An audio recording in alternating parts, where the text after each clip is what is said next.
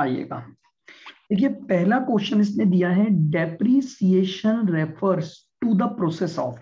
Basically depreciation क्या है? क्या वो असेट का वैल्यूएशन है? नहीं। क्या वो वेरिफिकेशन ऑफ असेट है? नहीं। क्या वो असेट की वैल्यू का इंक्रीजिंग और डिक्रीजिंग है? असेट की वैल्यू का इंक्रीजिंग डिक्रीजिंग। एक दे रखा है allocation of cost of asset over the period of its life. B, क्योंकि मैंने आपको बताया था डेप्रिसिएशन बेसिकली क्या होता है कि आपने जो असेट ली है उसकी कॉस्ट को एलोकेट करने का तरीका है कि भैया जितने ईयर्स तक आप उस असेट को यूज करोगे उस दौरान, उसकी लाइफ के दौरान आप उसका एलोकेशन कैसे करोगे। सेकंड, मतलब सर क्या बोलना चाह रहा है? एलोकेशन करना ये बोलना चाह रहा है कि भाई आप, डेप्रिसिएशन बेसिकली क्या होता है, तो डेप्रिसिएशन होता है कॉस्ट का एलोकेशन, कि जब हम एक पैसा खर्च करके कोई एसेट खरीद के लाए तो उसको एलोकेट करते हैं, वही हमारा डेप्रिसिएशन है। Okay sir. सेकंड पॉइंट देखो, ये बोल रहा है in case or the depreciable assets are revalued, the provision for depreciation is based on। आओ अब एक पॉइंट और जैसे यहां पर आ गया आपके पास, और वो पॉइंट है रीवैल्यूएशन का। देखो बेसिकली क्या होता है, अगर मान लो आपने कोई भी असेट्स रीवैल्यू की है, ठीक है, तो अब ये पूछ रहा है कि जब आपने एक असेट को रीवैल्यू कर लिया तो अब फ्यूचर का जो डेप्रिसिएशन निकालोगे वो किस पर निकलेगा? क्या उसकी मार्केट वैल्यू पर, क्या उसकी हिस्टोरिकल या original cost per, depreciated value पर, या फिर जो रीवैल्यूड अमाउंट है उस पर निकलेगा रिमेनिंग यूजफुल लाइफ के दौरान? सर रीवैल्यूड अमाउंट पर। बिल्कुल, मैं आपको इसको एक एग्जांपल से समझाता हूं। देखो जैसे मान लो फॉर एग्जांपल मैंने एक असेट खरीदी है 1 लाख में, ठीक है, इसकी लाइफ जो है ना वो 5 साल है, समझते चलना। तो बताओ पहले साल का डेप्रीसिएशन एसएलएम से क्या बना? 20,000। अब इस असेट की वैल्यू क्या बची? 80,000। 80,000। और लाइफ कितनी बची? 4 years। 4 ईयर्स। अब क्या हुआ, मैंने फर्स्ट ईयर के एंड में, ध्यान से सुनना, मैंने फर्स्ट ईयर के एंड में क्या किया, इसको अपवर्ड रीवैल्यूड कर दिया, अपवर्ड एट द रेट 20%, यानी इसकी वैल्यू को 16,000 से बढ़ा दिया। तो अब मेरे असेट की वैल्यू कितनी हो गई? 96। और बची हुई लाइफ कितनी है? 3 साल हो गए से कुछ। 4 साल, 4 ही तो बचे हैं अभी, तो 1 साल 4 साल। डेप्रिसिएशन 4 लगाया। साल। तो बताओ पर ईयर का डेप्रिसिएशन कितना आ गया? 24,000। तो इसका मतलब क्या रूल हुआ कि जब भी आप किसी असेट को क्या करते हो, रीवैल्यू करते हो, तो रीवैल्यूड जो अमाउंट आता है, आप उस रीवैल्यूड अमाउंट पर जो remaining years of the asset होते हैं उस पर आप क्या करते हो, डेप्रिसिएशन लगाते हो। चलिए अपवार्ड 20% क्या था? अपवर्ड का मतलब है इसकी मार्केट वैल्यू बढ़ गई। तो मैंने क्या किया कि उसमें मैंने जब असेट को रीवैल्यू किया तो मुझे ये पता लगा कि आज इसकी वैल्यू 16,000 से बढ़ चुकी है। जैसे नहीं होता, मैंने आज से 10 साल पहले एक लैंड खरीदी या कोई एक बिल्डिंग खरीदी, ठीक है, या मैंने कोई और प्लांट एंड मशीनरी खरीदी, और अब मुझे ये लगता है कि इस असेट की वैल्यू इंक्रीज हो गई है, उसे बोलते हैं अपवर्ड रिवैल्यूएशन। और अगर मुझे लगता है कि वैल्यू क्या हो गई है, गिर गई है, तो उसे हम क्या बोलते हैं, डाउनवर्ड। Downward revaluation. सर वो तो उसकी चीज के ऊपर डिपेंड करता है सर, वो तो अपवार्ड भी हो जाएगा, डाउनवर्ड। बिल्कुल, बस लेकिन हमसे तो वो क्वेश्चन ये पूछ रहा है कि अगर आपने रीवैल्यूड किया है तो डेप्रिसिएशन कैसे लगाओगे। तो भाई सीधी सी बात है, अगर मैंने रीवैल्यू किया है तो अब मैं जो डेप्रिसिएशन लगाऊंगा वो रीवैल्यूड अमाउंट पर लगाऊंगा। नेक्स्ट, ये बोल रहा है Which of the following is the internal causes for depreciation? इनमें से कौन सा ऐसा कॉज है जो कि इंटरनल है आपका डेप्रिसिएशन का? इनमें से किसकी वजह से डेप्रिसिएशन इंटरनल फैक्टर की वजह से होती है? ईयर हो सकता है सर, पंखा में चलाओ यार, बहुत सर्दी है थी। वियर एंड टियर, देन उसके बाद depression, both A and B, या नन ऑफ दी अबव? अरे बहुत both.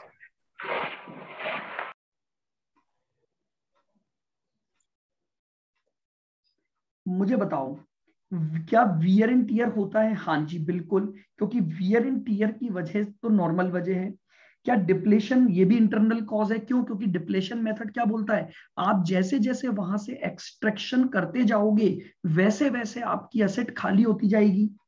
तो हमारा आंसर हो गया both A and B.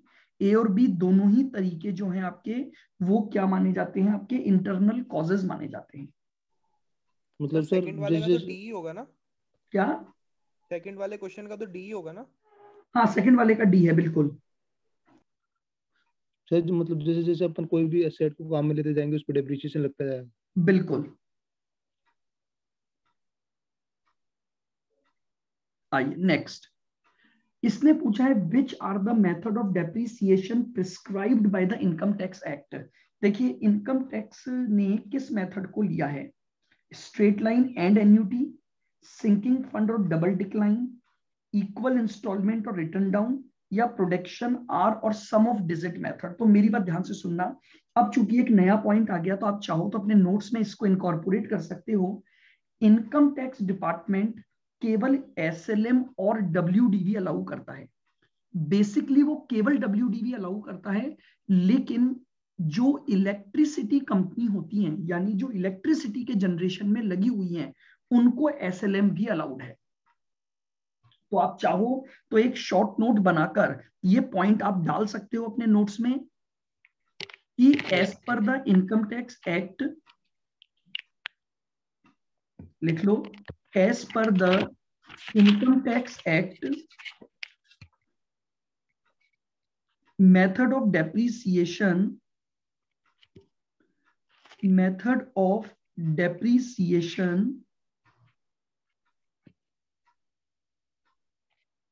can be straight line method and WDV method.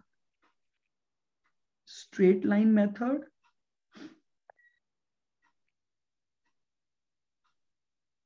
and WDV method. Sir वैसे तो डब्ल्यूडीवी करते हैं सर ये लोग। वैसे WDV होता है, बट इलेक्ट्रिसिटी के केस में एसएलएम अलाउ होता है। आप लिख भी सकते हो ब्रैकेट में डाल के, इलेक्ट्रिसिटी कंपनी।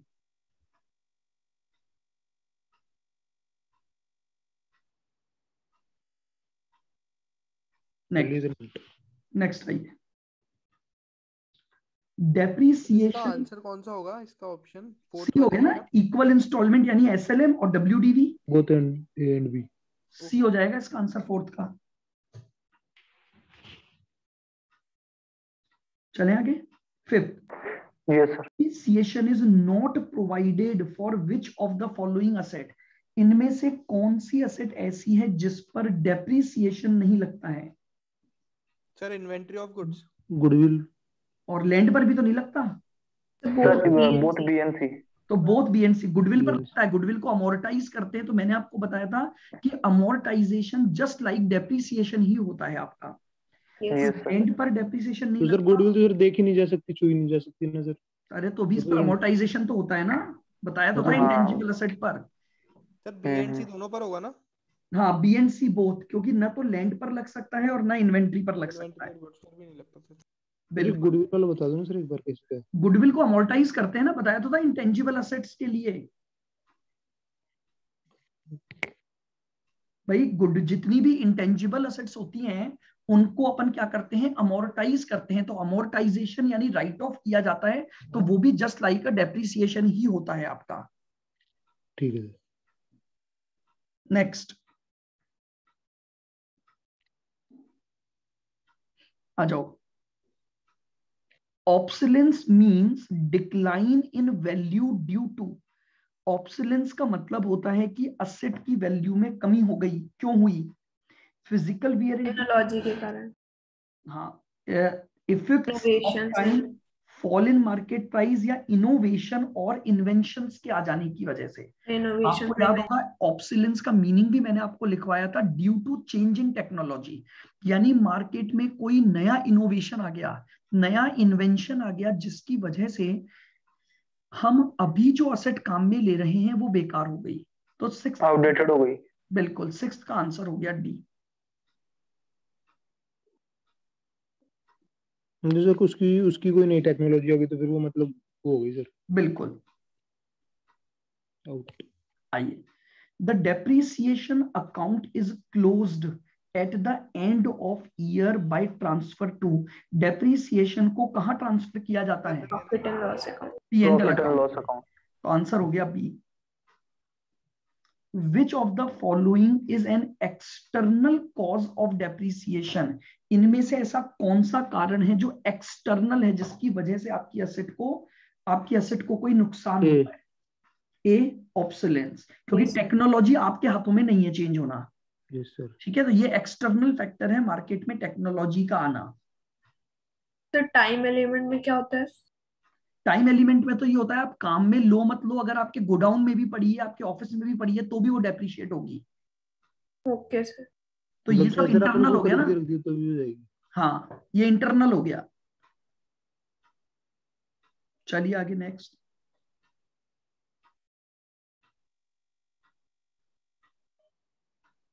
आइए, accumulated depreciation is an example of.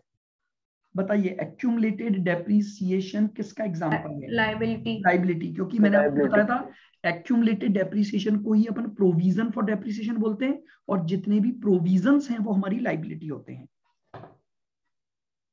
Next आइए, ये बोल रहा है purchase price of a machine 890, freight and cartridge 7000, installation charges 30,000, insurance 20,000, scrap 40,000, estimated useful life 5 years है। आपको एसएलएम मेथड से डेप्रिसिएशन निकालना है। तो पहले तो असेट की कॉस्ट निकाल लो। तो 890 plus 7 plus 30 plus 20 minus scrap 40 और डिवाइडेड बाय लाइफ है 5 इयर्स। ए आ जाएगा सर। कितना आ गया? ए आ रहा है सर 177 177 400। 466। एक मिनट रुकना। 890 प्लस 7,000 का फ्रेट प्लस 30 सर के मेरा तो बी वाला आ रहा है 1400। एक मिनट, नहीं यही तो आएगा। देखो, इंश्योरेंस तो आपका एनुअल खर्चा है ना, वो तो जुड़ेगा sir. नहीं। देखो नहीं सर बी आ रहा है सर, सही बोल रहे हैं सर, बी आ रहा है। कैसे आ रहा है? 890 की कॉस्ट प्लस 7,000 का ये प्लस 30,000 का ये, टोटल कितना हो गया? जोड़ो। इंश्योरेंस के नहीं जुड़ेंगे सर इसमें? इंश्योरेंस थोड़ी जुड़ेगा, 9,27,000 इंश्योरेंस तो एनुअल खर्चा है ना, कैपिटलाइज थोड़ी होगा, असेट की वैल्यू में थोड़ी जुड़ेगा। सर 9,27,000 आ रहा है इसका टोटल। ये आ रहा है 927, इसमें से स्क्रैप माइनस करो 40 और एस्टिमेटेड लाइफ 5 साल। अब आ गया सर, 8,87,000 आ गया सर। 1,77,400 आ गया। 170, ये आंसर हो जाएगा। Yes, sir. 177,400। यस सर, हो गया सर ये यार। चलें आगे। Yes sir. Yes sir. ये बोल रहा है कि depreciation of a 10 years lease. आपने एक असेट लीज पर ली है, तो आपको उस पर क्या लगाना है? डेप्रिसिएशन लगाना है। तो डेप्रिसिएशन लगाने का सबसे बेस्ट मेथड कौन सा है? देखो, एसएलएम। बिल्कुल। क्या होता है वो समझो। देखो क्या हुआ कि है ना, मुझे एक बिल्डिंग चाहिए अपने बिजनेस को करने के लिए। मेरे पास इतना पैसा नहीं था कि मैं अपनी बिल्डिंग खरीद सकूं, तो मैंने क्या किया, बिल्डिंग को किराए पर ले लिया, और किराए पर लेकर मैंने क्या किया, उसका लीज एग्रीमेंट बनवा लिया। रेंट एग्रीमेंट की बजाय मैंने क्या बनवा लिया? लीज एग्रीमेंट, ठीक है। तो सर कुछ सालों के लिए ले लिया आपने इसको लीज पे? हाँ, मैंने 5 साल 7 साल के लिए ले लिया, ओके सर। है ना। रेंटल एग्रीमेंट तो जनरली 11 महीने के बनते हैं, लेस देन 1 ईयर, और लीज एग्रीमेंट लंबे समय के लिए बनते हैं। अब मैंने लीज एग्रीमेंट बनाकर इस असेट को ले लिया, जिस असेट की कॉस्ट है मान लो 10 लाख रुपए है। तो अब वो ये पूछ रहा है कि बताओ, अब आपने अगर 10 लाख रुपए पे करके 10 सालों की लीज ली है, तो इसका मतलब हर साल अगर आप राइट ऑफ करना चाहते हो तो कितना अमाउंट राइट ऑफ कर दोगे आप? 1 लाख। 1 लाख। तो इसका मतलब मैंने डेप्रिसिएशन के लिए ये कौन सा मेथड काम में ले लिया? SLM। SLM। तो लीज पर अगर आप कोई भी एसेट लेते हो तो आपको ये ध्यान रखना है कि उसका आपके पास क्या होगा? Straight line method. Fixed installation method भी तो इसको ही बोलते हैं ना? हाँ जी, 3-4 नाम लिखवाए थे मैंने, original cost method, fixed installment, equal installment. Sir एक बार बताओ, अन्यूटी मेथड कौन सा होता है? एन्युटी मेथड कल बताया था ना मैंने, कल वाली क्लास में, कि जिसमें हम ये मान के चलते हैं कि अगर हम ये पैसा इस असेट में न डालते तो हम कहीं और इन्वेस्ट करके कुछ इनकम कमा सकते थे। Yes sir. तो उस इंटरेस्ट के आधार पर जब हम डेप्रिसिएशन निकालते हैं उसे हम कहते हैं annuity method,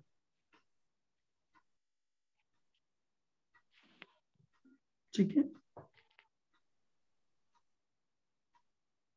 next,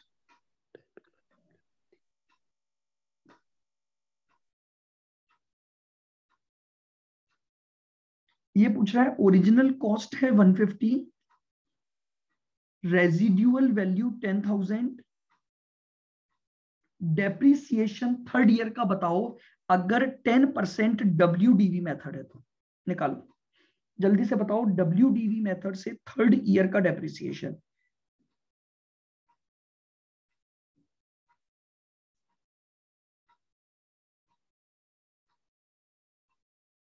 sir B वाला 12,150। बताओ बाकी जने भी निकाल के।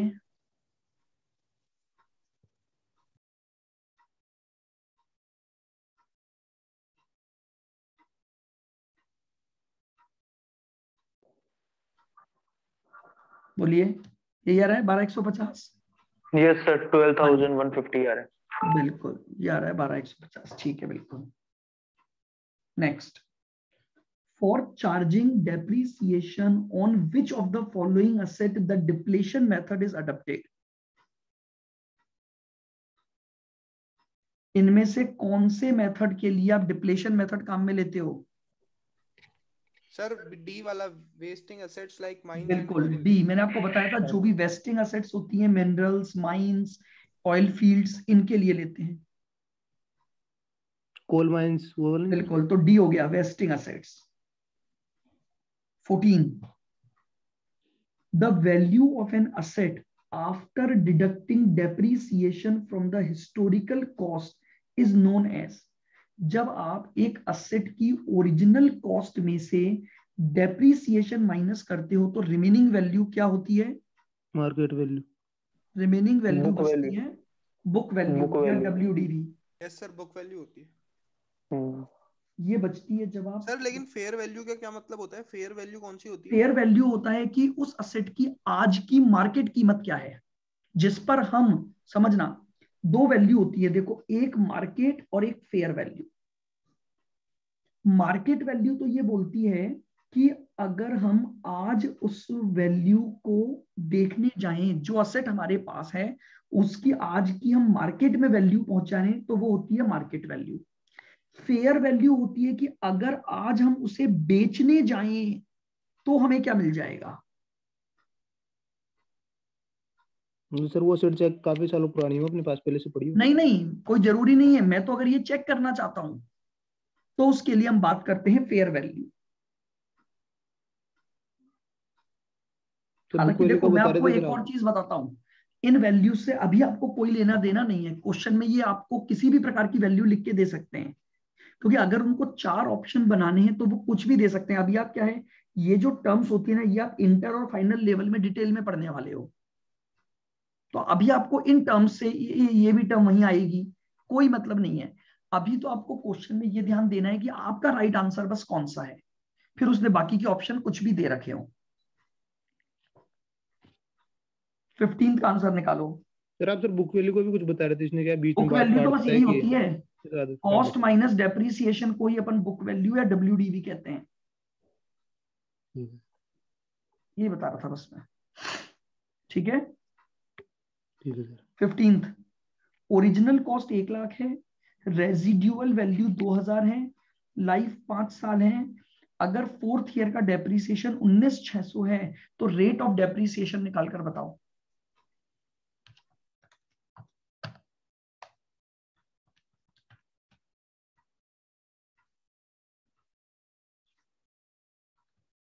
निकालो कितना आया।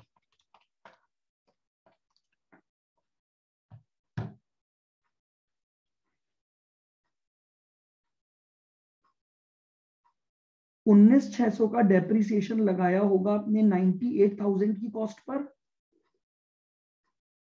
ये आप समझ रहे हो? आप डेप्रिसिएशन कैसे निकालते हो SLM में? कॉस्ट माइनस Minus स्क्रैप जी, value. scrap upon life upon life. आ जाएगा सर। ठीक है, तो अगर मान लो आपने इस फॉर्मूले से 19,600 निकाला, तो ये 19,600 आपने यही तो निकाला कि कॉस्ट माइनस स्क्रैप को हमने डिवाइड बाय 5 किया। Yes sir. तो बस इसी फॉर्मूले को वापस लगा दो कि अगर ये 19,600 98 पर है, क्योंकि 1 लाख की कॉस्ट थी, स्क्रैप 2000 थी, तो ये 19,600 आया था 98,000 का एलोकेशन। तो 100 से 20%, मल्टीप्लाई कर दो, रेट 20% हो गए सर। 20%। 20%. सर ये मेरे को समझ में नहीं आया। क्या चीज नहीं आई बताओ आएगा भी नहीं करो। सर ये लास्ट वाली आपने कैसे निकाला 20%? भाई, मुझे बताओ SLM में डेप्रीसिएशन कैसे निकालते हो आप? Cost minus minus scrap scrap, upon life. यही होता है फॉर्मूला। Yes sir. जरा इस फॉर्मूले को लगाओ। तो आपने लगाया 1 लाख माइनस 2000, अपॉन 5। बताओ आंसर कितना आया? 98,000 अपॉन 5, 19,600 कर दो सर। यहां तक समझ आ गया? Yes sir. Yes sir. अब मैं आपसे ये पूछ रहा हूं, आपने ये जो 19,600 निकाला, ये कितने अमाउंट का एलोकेशन किया है आपने? 1 लाख का कि 98 का? 98,000. 98 का ही कोई होगा भाई ना। 98 को ही तो आपने डिवाइड बाय 5 करके 19,600 निकाला Yes, ना। तो मैं Yes, बोल sir. रहा हूं ये 19,600 कितना परसेंट है ये बता दो बस। तो ये 19,600 आपका डिवाइड बाय 98,000 इंटू 100, वही तो आपकी रेट हो गई। Yes, sir. यस सर, आपने फॉर्मूला भी तो रेट ऑफ डेप्रिसिएशन का ही लिखवाया था। Yes, sir. मतलब सर अपन ये बोल सकते हैं 98,000 में 19,600 शामिल है। वो तो है ही ना। 19,600 जब 5 बार शामिल होगा तभी तो 98,000 बनेगा। Yes sir. तो बस उससे हमने उसकी एक रेट निकाल ली और कुछ नहीं किया। बोलो क्लियर? Yes sir. आगे सर, अब आगे इससे पूछो सर, इसको आगे। आगे क्या? यस सर आ गया।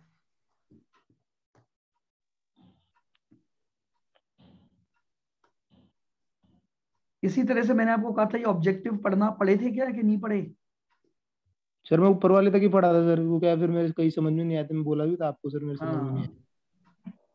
पढ़ लो, ये फिल इन द ब्लैंक्स भी एक बार कर लिया करो, क्योंकि देखो मैंने आपको पहले भी बताया था कि आपके MCQ में जरूरी नहीं है सब में 4 ऑप्शन आए। ट्रू फॉल्स वाले क्वेश्चन भी आ सकते हैं आपके। क्यों? क्योंकि वो ये पूछ सकता है, जैसे मान लो फॉर एग्जांपल मैंने आपको ये दे दिया कि depreciation is a process of allocation and not the valuation. एक सेंटेंस दे दिया और अब आपको 2 ऑप्शन दे दूंगा कि भैया ये सेंटेंस ट्रू है या फॉल्स है, तो आपको टिक लगाना है। तो आपको एक बार इन चैप्टर के ट्रू फॉल्स भी पढ़ लेने चाहिए। सर हाँ जी बोलो। सर ये जो 4 ऑप्शन वाले, इनमें फिक्स 4 ही आते हैं, 3 भी आ जाते हैं कभी? 3 भी आ सकते हैं, 5 भी आ सकते हैं, ज्यादातर में 4 आते हैं। ऑलमोस्ट आप ये मान के चलो, देखो वैसे तो ये होता है कि 80% क्वेश्चन में तो 4 ऑप्शन ही आएंगे आपके पास। उधर कंफ्यूज करने के लिए दे देते होंगे। बिल्कुल, लेकिन कई बार वो क्या करते हैं, जैसे केवल 2, अब ट्रू फॉल्स में तो वो 4 कैसे बनाएंगे? या तो 2 ही ट्रू होंगे ऑप्शन वो। बनेगा या फॉल्स ऑप्शन बनेगा। कई बार इसी तरह से वो कंफ्यूज करने के लिए 5 ऑप्शन भी दे देते हैं, 3 भी रख देते हैं, तो उससे कोई और फर्क सर नहीं पड़ता। जैसे ये फिल इन द ब्लैंक्स है, इनको भी सर उस टाइप में पूछ सकते इनको हैं भी कि एमसीक्यू में कन्वर्ट करेंगे। जैसे देखो मैं आपको बताता हूँ, फॉर एग्जांपल जैसे ये है, देखो कहाँ गया, रुको, हाँ